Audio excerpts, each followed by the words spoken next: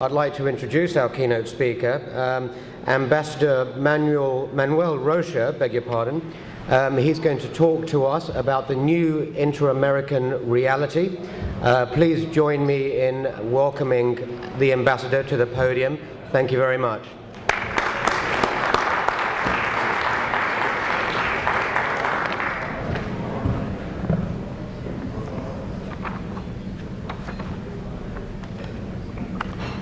Good afternoon. I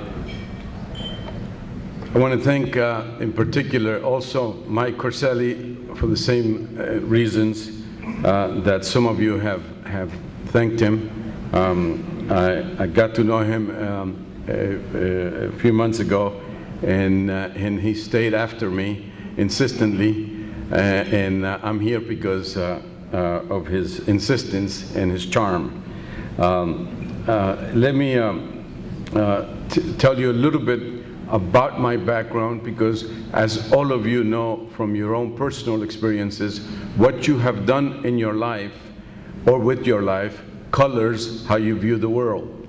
My background is very different from probably all of your backgrounds.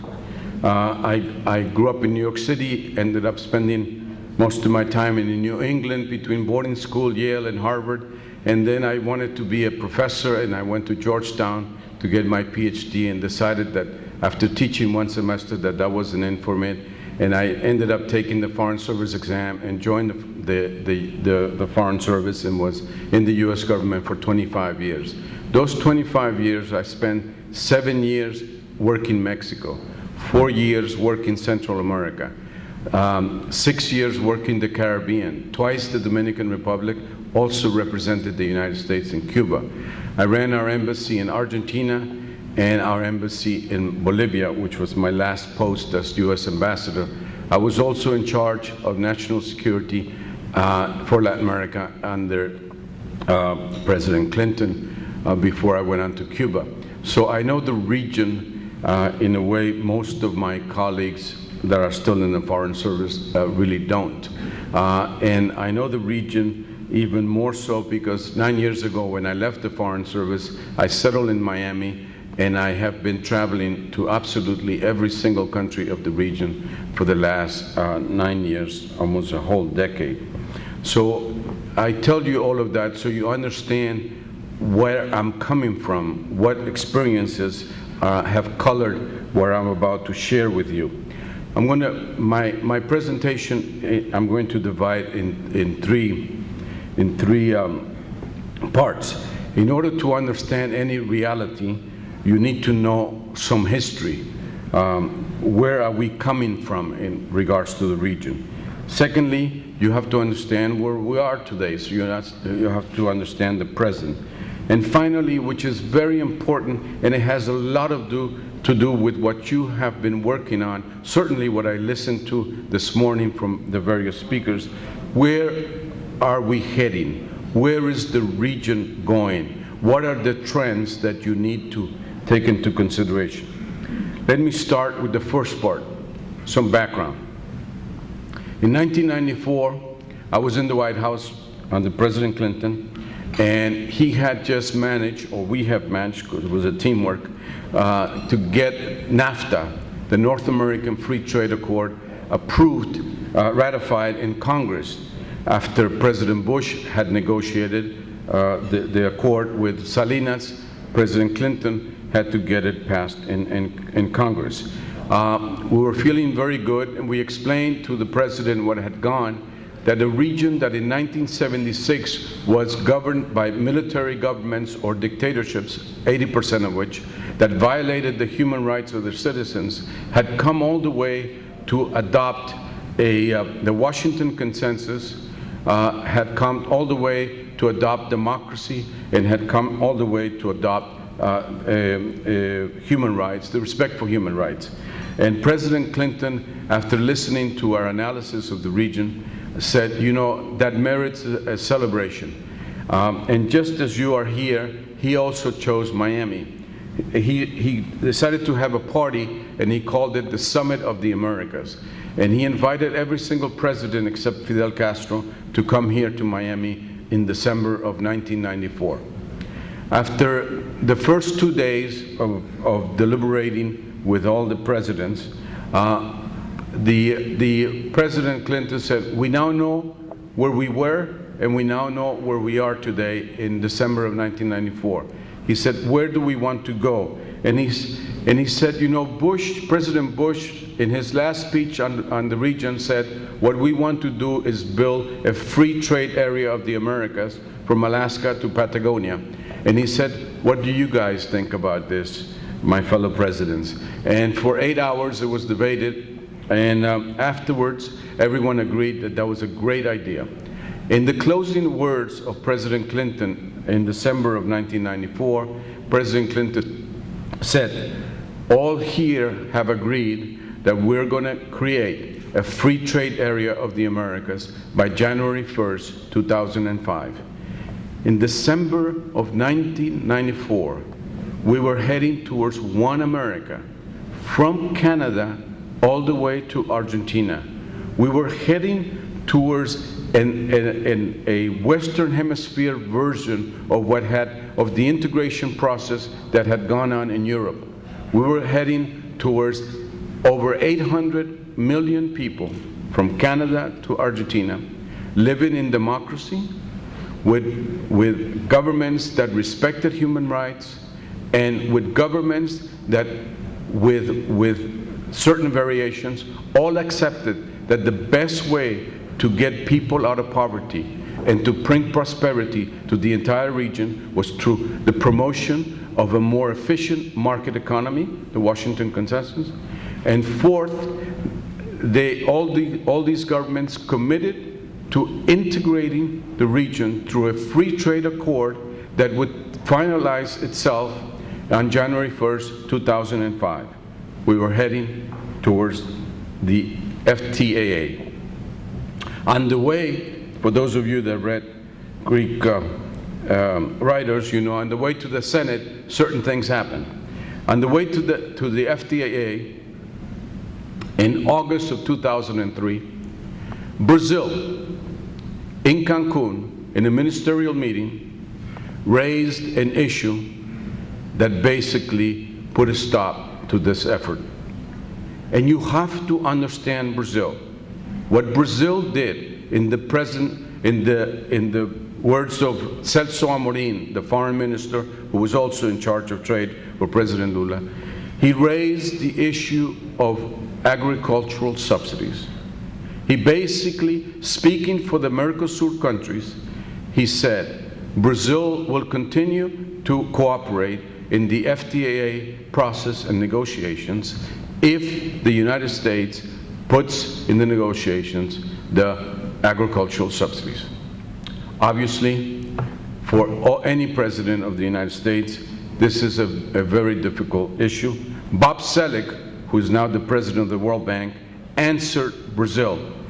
In September, a month later after Cancun, he said, because of what happened in Cancun, and he wrote, the United States from now on will work with the can-do countries and leave aside the won't-do countries. In December '94, we were heading towards one America. As of September 2003, we have been heading for two Americas, and not the two Americas of the former candidate for the presidency, a different two Americas. America 1 are the following countries. Are the countries of NAFTA, Canada, the United States, and Mexico, plus the countries of CAFTA, which are the countries of the Central America Free Trade Accord, which is all Central America, plus the Dominican Republic, plus Panama, plus Chile, and plus Peru. America 2 are the following countries: Brazil, Argentina, Cuba, Venezuela, Ecuador, Bolivia, Paraguay, Uruguay, and CARICOM. There are basically 7 to 8 characteristics that divide these two Americas. Number one, all of the countries of America 1 have a free trade agreement with the United States. And for those of you that follow commerce and trade, it is one thing when your goods can enter the US market, the largest market in the world, at zero tariffs. Another thing if you enter with a high tariff. Very simple.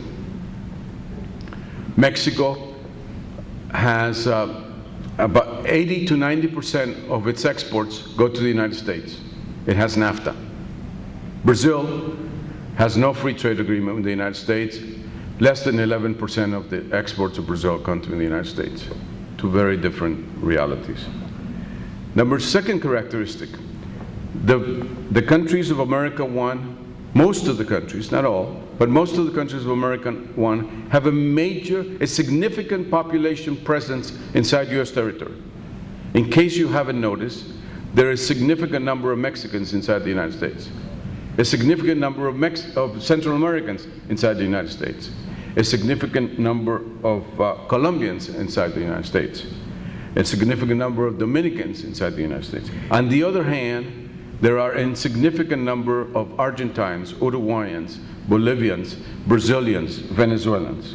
Number three, most of the countries of America 1 that have the first two characteristics are also the major recipients of the remittances that emanate from that reality. In the case of Mexico, about 10% of the GDP comes from remittances. In the case of Dominican Republic, 18% of the GDP of the Dominican Republic comes from remittances. In the case of El Salvador, which is also America 1, 25% of the GDP of El Salvador comes from remittances. Number four, most of the countries of America 1 tend to have governments whose economic policies are pro-market,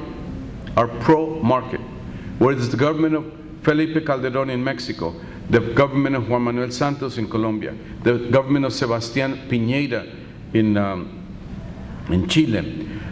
On the other hand, some of the countries, or many of the countries of America too, tend to have governments whose economic policies are anti-market forces, be it Cuba, be it Venezuela, be it Ecuador, be it Bolivia, or be it Argentina. It doesn't pay its debts. Number five, Raul Castro no longer goes to the countries of America 1, no longer goes to Mexico, no longer goes to Colombia, no longer goes to Panama, no longer goes to Dominican Republic, no longer goes to Chile. Raul Castro is absolutely welcome in every single country of America too, be it Venezuela, be it Ecuador, be it Bolivia, be it Brazil, be it Argentina, be it Paraguay, be it Uruguay. Number seven, or six, I lost, the public opinion. Public opinion in the countries of America 1 tends to be pro-American. You have favorable public opinion in Panama, in Colombia, in Chile, in Peru, in Dominican Republic. Many other countries of America too tend to have national public opinion that is primarily anti the United States. Argentina being the most anti-American of all. Number seven, Taiwan tends to have a presence in the countries of America 1, be it Guatemala, be it Nicaragua, be it El Salvador, be it Dominican Republic, be it Panama.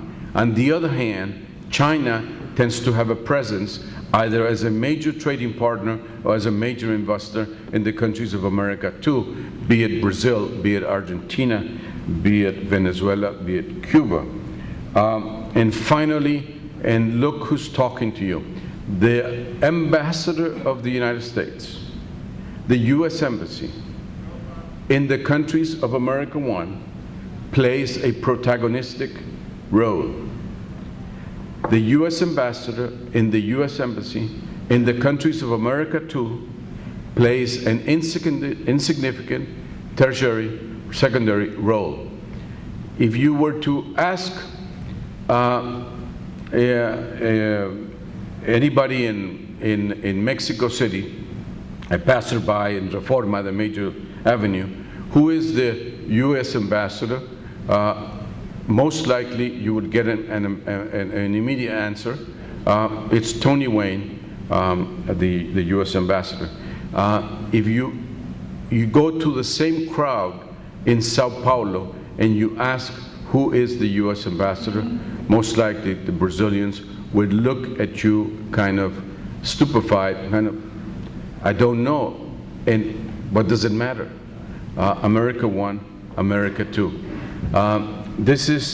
We have two Americas. I will return to the issue of the two Americas,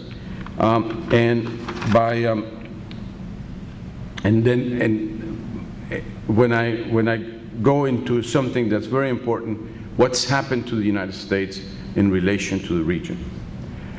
On September 11, 2001, I was George Bush's ambassador in Bolivia. We were attacked in New York and we were attacked in Washington. After that date, most of you have noticed something very important. The United States left the region. The United States left the region and has primarily focused its energies in 4 countries: Iraq, Afghanistan, Pakistan, and Iran. But as you well know from your elementary physics in high school, when you have a void, other forces will fill the void.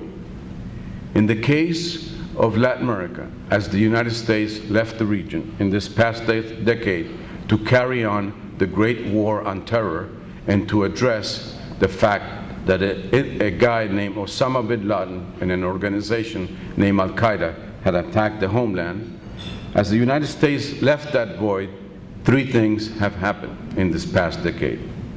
1, China has filled part of that void.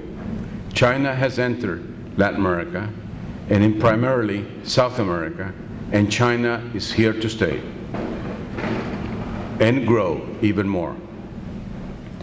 Number 2 is, and I'm really, I have enjoyed listening to the Brazilians this morning in particular, and I noticed, I think without exception, all of them are under 50.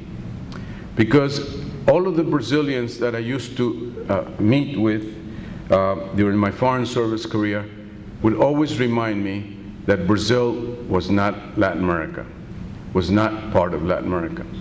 And the fact that you have so many Brazilians today here tells you that there's a new generation. In this decade that the United States left the region, Brazil, especially the generation that's here present and the one that's right beneath them, discovered that Brazilians are Latin Americans. And you now have Brazilians learning Spanish the way they never had learned Spanish. You now have Brazilian companies in absolutely every single country of Latin America. Odebrecht is building the metro in Panama. Odebrecht is building bridges and commercial buildings in Venezuela. Odebrecht is in absolutely every single country that surrounds Brazil. And today you open up Time magazine and you find Camilo Villegas, who's the Colombian golfer, saying, I'm a Latin American and I represent the Latin American bank, Banco Itaú. And Banco Itaú doesn't want to present itself as a Brazilian bank, wants to present itself as a Latin American bank. That's the second thing that's happened, that Brazil has basically transformed itself and transformed its relationship with Latin America and has filled a void that in the old days, as U.S. ambassador, I used to represent and take the Bechtel representative to any bidding process for the construction of anything that was major in infrastructure. Now it's the Brazilian colleague taking the Odebrecht guy to do the same thing. Things have changed, my friends. The third thing that happened in this decade in which the United States left the region is that a man that was elected in 1998 transformed the Constitution in 1999, got himself reelected in 2000, and has been able to win another reelection since, and that name is Hugo Chavez. And Hugo Chavez did a great deal to expel the rest of the influence that the United States has. In the old days, when anybody in Bolivia used to say the U.S. ambassador, in my case it used to be Rocha, or the U.S. or the embassy used to be the U.S. embassy. Today in Bolivia, when anybody says the ambassador, they're talking either about the Venezuelan or the Cuban, and the embassy, they're talking about the Venezuelan embassy or the Cuban embassy. That's a reality that has come about because of the Chavez phenomena and the formation of the ALBA countries. So where are we today? And where are we heading? For your consideration, you need to think of two dates last year that are very important. May 7, 2011, and June 2nd, 2011. On May 7, President Barack Obama gave the order to terminate the life of Osama bin Laden. Nobody will ever say it in the US government, but since I no longer get paid by Uncle Sam, I can say it. The Great War on Terror is over. We're seeing the final chapters, the final moments of the Great War on Terror. Basically, the individual that was the intellectual author of 9/11 no longer is alive, and the organization that he led is no longer really able to threaten the US homeland. So in a decade of Republican and Democratic governments, the homeland is secure. Where are we today in regards to that? The United States is retrenching. The United States is bringing the troops home from Iraq. It's bringing the troops home from Afghanistan. It may even bring them sooner than the timetable that's been announced. The United States is re-engaging in its traditional interests. The most important initiative that you need to look at, it's called TPP, Trans-Pacific Partnership. It was announced at the last meeting in APEC, and the Secretary Clinton wrote a very important article that later became a very important speech called the Pacific Century. The United States government understands your world, understands that the place where the greatest amount of wealth is being created today is Asia, or a little more expanded, the emerging economies, most of them being in Asia. As a consequence, the United States is reminding the world, it's certainly reminding China, that it too is an Asian power. And that's why the TPP is now underway. The TPP, believe it or not, also involves Latin America. Peru, it has 9 members. Peru and Chile are part of the TPP, and Mexico and Colombia and Panama will in the future be invited. Basically, those countries in Latin America that have free trade agreements with the United States and are facing Asia. The second date that I wanted to highlight for you is June 12th of 2011. On June 12th of 2011, it was announced that Mr. Chavez has cancer.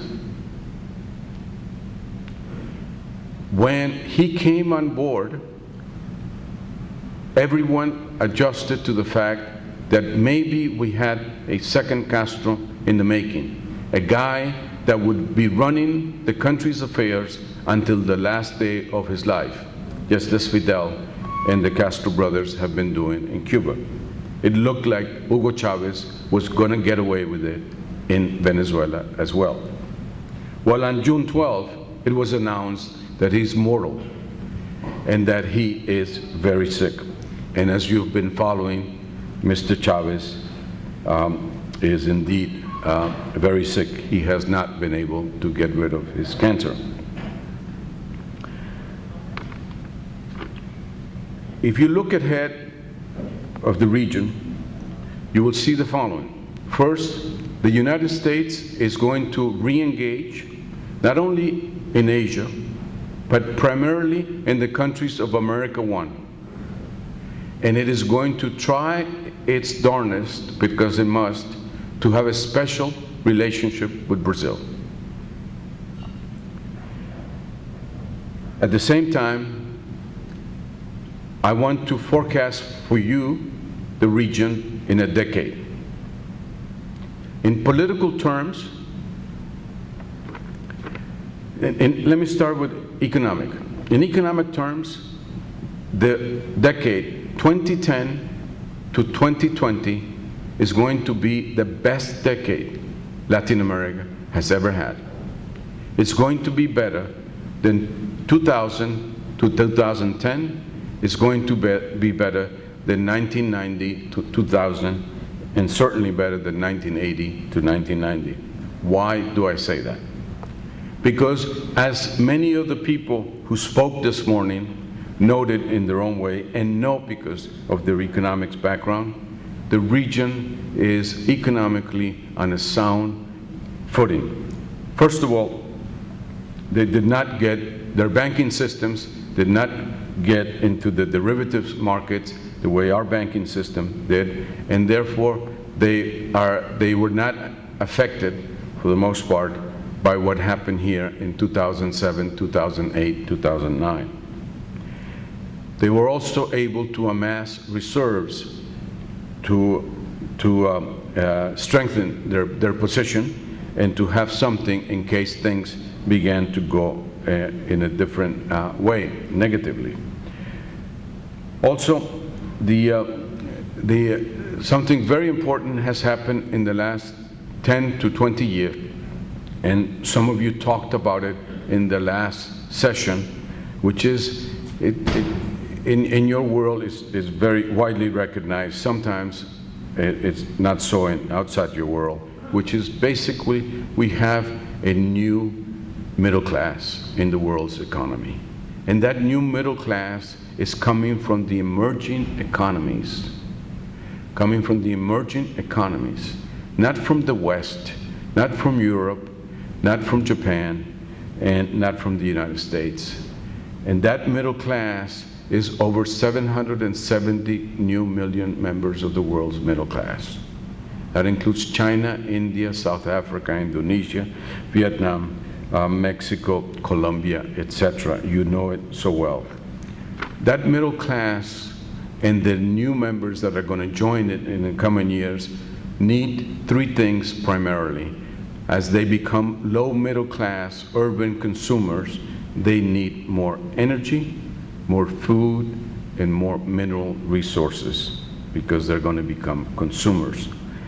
And many of the countries of Latin America have food, have energy, and have mineral resources. Of course, you have been accustomed to the boom and busts of the commodity markets, but this time it's going to be a little bit different. Because of what I have said, there will be some ups and downs, but the trend will always be up for the next decade. On the political front, I highlighted Mr. Chavez, I highlighted the ALBA countries and their effects on in essence, diminishing the U.S. presence, and also introducing economic models that are not necessarily the ones that most of the people, if not all of the people in this room, would agree with. Well, I have good news to tell you. On the way to 2020, there will not be a Mr. Chavez around. There will not be Mr. Evo Morales around. Most likely Mr. Correa will not be around either. Most likely Mr. Ortega will not be around. Most likely Cristina Kirchner will not be around. And most importantly, the Castro brothers will be gone. So whether you look at it from, you don't even have to look at it from a long-term perspective of 20 and 30 years out. If you look at it from a 10-year perspective, a short to medium term, in political and economic terms, you have a region that is solid. It's going to be solidly democratic, politically stable, and more or less everyone trying to work and create wealth within a market economy. I hope that these comments, this analysis helps you in your important work and in your important understanding of where the region is, where it has been, and where it's going, and it gives you a sense of hope and optimism that continuing to believe and look for opportunities in this region will make a lot of sense for all of your investors. Nobody asked me, but if anybody has one or two questions, I'll be happy, with the permission of the organizers, to answer. Like in the previous session there, I don't know if you were in there, and they were sort of dividing the A and B equipment. They were looking at the investment grade countries versus the other countries, and then you're talking about the A and B or whatever what the norm was for the two different sets of countries. From an investment standpoint, you know, we've seen Brazil do well, we've seen Chile, we've seen these countries, Mexico. If we're looking now at what's the next big investment after that, should we be thinking about places like Venezuela, given your remarks you just made? Are those countries going to come around this decade, and that's going to be the next big opportunity? Since I will not be held accountable, but I do want to answer you with sincerity, right. I will tell you that I'll make a couple of suggestions. The question is, basically, given what I've said, and given what some people said earlier in the morning, what countries would I say would be interesting opportunities to invest in the region? And I'm gonna say things that nobody's saying, I think. If I was an investor right now, I'd be seriously looking at opportunities in Venezuela. Looking at opportunities that one could acquire now, and that in 2 years would, under a very likely different political environment, would be worth a lot of would have different value. Secondly, if you understood Vietnam, if you understood China, and you understand what Washington has been doing with Cuba, you'll understand that eventually the United States will come to terms with Cuba in the same way the United States came to terms with Vietnam and with China. In less than 10 years, certainly the minute the Castro brothers are gone, it is my projection, my profound belief that the United States will come to an agreement with Cuba, and that Cuba is going to represent a major investment opportunity. It's 11 million people. There's everything to be done in Cuba. And thirdly, with all due respect to all the Brazilian friends that I have here, don't neglect Mexico. People are tied up with the front page news of the cartels and the violence. Let me remind you that Mexico last year reached a historic number of tourist visitors and is heading for a bigger number this year. The only big thing is that in the old days, all 20 to 25 million visitors used to be from the United States. The picture is now very different. It is now a large number from the United States, but a growing number from other parts of the Americas and from Europe and from Canada. So the composition of the tourists, basically the violence in Mexico affects only certain areas, many of them border related because of the traffic of drugs, but it doesn't necessarily affect a great place, a number of the places that usually tourists go. And also keep in mind that you have 120 million Mexicans. Most of them are middle class. And these people consume houses, cars, cellular telephones, etc. The violence of the cartels doesn't affect that activity. So if you're in the consumer business or you're investing in consumer business, if you are a builder in Mexico of houses, low middle income houses, whatever you build gets sold. You're talking about a country that has a deficit in its middle income housing. So whatever you build, it gets sold.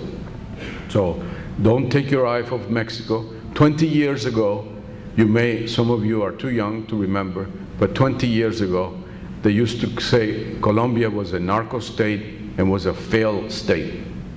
Today, your people are investing in Colombia. Countries do not disappear. Governments do not disappear. The only thing that disappears is cartels. Next question, please. Thank you for your speech, Mr. Ambassador. This is kind of the inverse of what you were talking about. You left out Haiti. On every level, Haiti is a collapsed country. We particularly see it here in Manuel. Do you see any way for Haiti coming back? It's an excellent question. In my speech, I usually use the word most of the countries, most of Latin America, because there are always exceptions. Just like we have our ghettos, and New York has the South Bronx, etc. The region does have a failed state. And it's very simple. I've spent many years in the Dominican Republic, and I've traveled in Haiti a lot. And basically, when a population destroys the ecology of the country, it will not produce or have the capability to produce to feed itself. And that's what's happened to Haiti.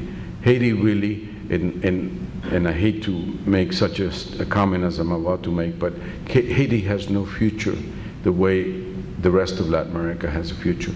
The only future that Haiti can have is one in which it will survive and continue to survive by the generosity of the international community, the generosity of the Dominicans, who are very generous with Haiti, and certainly the generosity of the United States. And hopefully the European countries like Haiti, like France, who also have a historical role and responsibility for Haiti. But Haiti has no future because of what's happened to the ecological environment there. Okay? One more question, please. Castro, what are your thoughts on NILA going forward for the next 10 years? On NILA? NILA? On the exchanges of Santiago, Peru, and Colombia. Okay. I'm not an expert on that, but I can tell you this much. That initiative is just the beginning. As far as I can see, that initiative is going to go to another level and is going to be more integrated. that was just the beginning. It's only the start. And since you asked the question, my recommendation is get on it while it's still in the early stages. It really, what's coming ahead is going to be it's going to be a good ride, at least for the next 20 years. Thank you very much.